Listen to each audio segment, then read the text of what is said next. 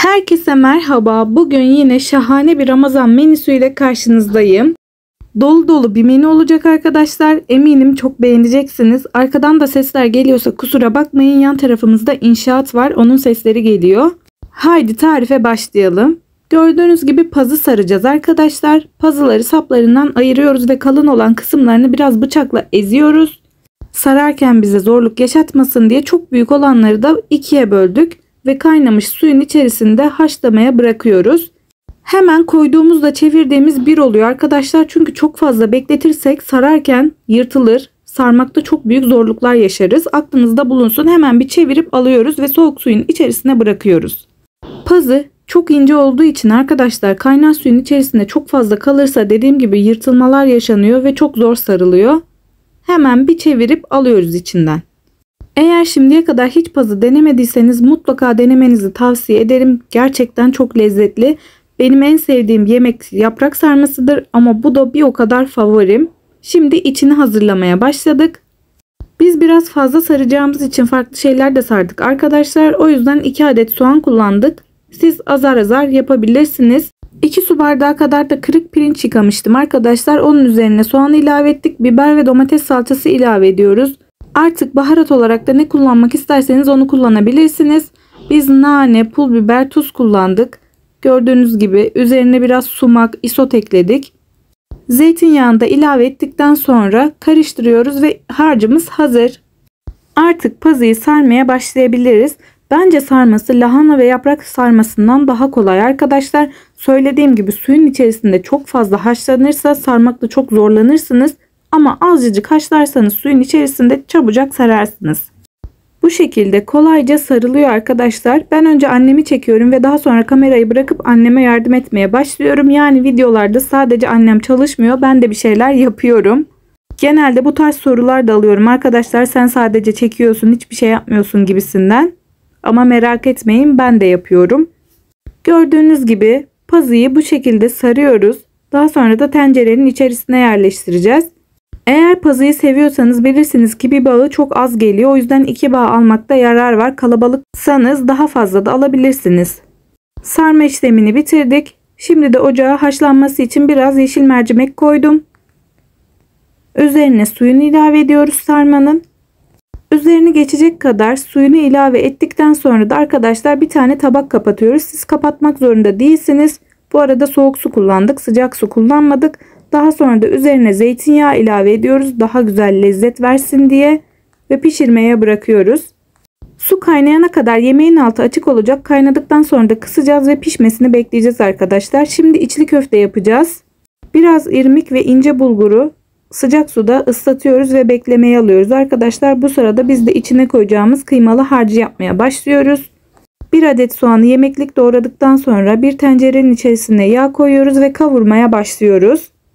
Biz kıymayı buzluktan çıkardığımız için buzlu arkadaşlar hemen çözülüyor. Merak etmeyin. Onu da pişirmeye başlıyoruz ve üzerine baharatlarını ilave etmeye başlıyoruz. Sadece tuz ve pul biber kullandık. Siz istediğiniz baharatları kullanabilirsiniz. Onu da pişirdikten sonra kenara alıyoruz ve artık yoğurma işlemine başlayacağız. İrmik ve ince bulgur şişti görüyorsunuz. İçerisine 1 adet yumurta, biber ve domates salçası ekliyoruz. Miktarlar tamamen size kalmış. Biraz tuz ve biraz da pul biber ekledikten sonra annem yoğurmaya başlıyor. İçli köftenin dış hamurunu iyice yoğurmamız gerekiyor arkadaşlar. Yoksa çatlama yaşarız. Şekil vermekte falan zorluk yaşayabiliriz. Daha sonra da üzerine un ilave ediyoruz. Ve biraz da su ilave ettikten sonra yoğurmaya devam ediyoruz. Arkadaşlar burada miktar vermedim ama siz miktarı kendiniz ayarlayabilirsiniz. Arkadaşlar miktarları da size şöyle anlatayım. 1 su bardağı ince bulgur kullanıyorsanız yarım su bardağı irmik kullanmalısınız. 1 çay bardağı da un olmalı ama unu kıvamına göre yavaş yavaş ilave etmelisiniz. Yine suyunu da kıvamına göre ilave ediyoruz arkadaşlar. Ele yapışan bir kıvamı olmayacak ama çok sert bir kıvam da olmayacak arkadaşlar. Şekil vermekte kolaylık sağlayacak bir kıvamda olmalı bize. Zaten sonunda size göstereceğim. Bakın kıvamı bu şekilde. Daha sonra da soğuyan harcımın içerisine biraz ceviz kırmıştım. Cevizleri ekliyorum. Onları da ince ince doğradım. İsterseniz robottan da geçirebilirsiniz. Ama tanecikli olması iyi olur. Yerken ağzınıza gelir, tadı çok hoş olur. Gördüğünüz gibi dışı hazır. bu kıvamda olacak. Annem yaklaşık 15 dakika kadar yoğurdu. Şimdi şekil verme sırasına geliyoruz arkadaşlar. Elimizi ıslamak burada büyük yarar sağlıyor. İçini istediğiniz şekilde açabilirsiniz. Nasıl yöntem kullanıyorsanız orası size kalmış. İnce olacak şekilde açıyoruz ve iç harcını koyacağız arkadaşlar. İster yuvarlak şekil verin, isterseniz bizim gibi şekil verin. Şekil verme işlemi de tamamen sizin tercihinize kalmış. Ağzını kapattıktan sonra fazla kalan kısmını alıyoruz ve güzel şeklini verdikten sonra içli köftemizi yapmış oluyoruz arkadaşlar. Gördüğünüz şekilde çok kolay, rahatlıkla yapabilirsiniz. Söylediğim gibi de yaparsanız arkadaşlar asla bir çatlama falan yaşamazsınız. Şimdi çorbamızı yapmaya başlıyoruz. Tencerenin içerisine biraz yağ ilave ettikten sonra çok az domates ve biber salçası kullanacağız. Daha doğrusu kullanıyoruz. Mercimeğimiz haşlandı. Salçanın üzerine biraz nane ekliyoruz ve onları güzelce kavurmaya başlıyoruz arkadaşlar. Pul biber ve tuz ilave ettik. Biz başka bir şey kullanmıyoruz. Bu arada da tarhana çorbası yapıyoruz. Gördüğünüz tahta kaşıkla 2 kaşık ekledik arkadaşlar tarhanayı. Yazın yaptığımız tarhana çok lezzetli. Evde yapılanın yerini hiçbir şey tutmuyor arkadaşlar. Gördüğünüz gibi tarhanayı da güzelce kavuruyoruz ve daha sonra suyunu ilave etmeye başlayacağız. Normal su kullanıyoruz. Sıcak su değil yani. Normal çeşme suyu arkadaşlar. Çorbada aşırı sulu kıvam istemiyorsanız suyu kontrollü ekleyin. Eğer çok koyu olursa daha sonra kaynamış su üzerine eklersiniz arkadaşlar. Sürekli karıştırdık ve çorbamız hazır. İçerisine gördüğünüz gibi biz mercimek ekledik. İsterseniz kıyma da ekleyebilirsiniz. O da çok yakışıyor. Kıymayı da dibine kavurmanız gerekiyor arkadaşlar. Bu da bir bilgi olsun. Biz sadece mercimekli tercih ettik. Tarhana çok lezzetli. Eğer koyu kıvam derseniz üzerine söylediğim gibi sıcak su ekleyebilirsiniz.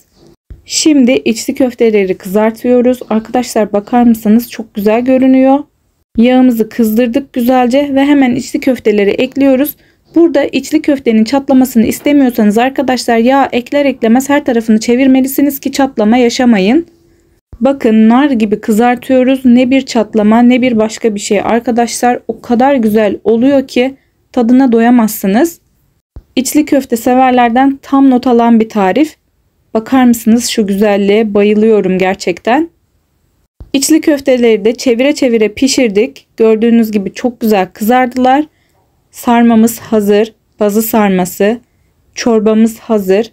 Mercimekli tarhana çorbası. İçli köftemizi de kızarttık. Gayet güzel oldular. Arkadaşlar ben videoya çekmedim ama yanına da ben revani tatlısı yapmıştım. Bunun yanına çok güzel gidiyor. Farklı tatlı isterseniz de tatlı oynatma listemi yukarıya ekleyeceğim. Oradan bakıp istediğiniz tatlıyı da yapabilirsiniz. Benim menüm bu şekildeydi arkadaşlar. Görüyorsunuz 4 dörtlük bir sofra oldu bence. Yanına istediğiniz şeyi ekleyebilirsiniz. Salata, meyve suyu, ayran, cacık. Tercih tamamen size kalmış. Görüntüsüyle, lezzetiyle şahane bir sofra oldu. Arkadaşlar sizler için farklı tarifler yapmaya, güzel işler yapmaya çabalıyorum. Lütfen siz de videoma yorum yaparak, beğeni atarak destek olursanız çok sevinirim. Herkese hayırlı iftarlar.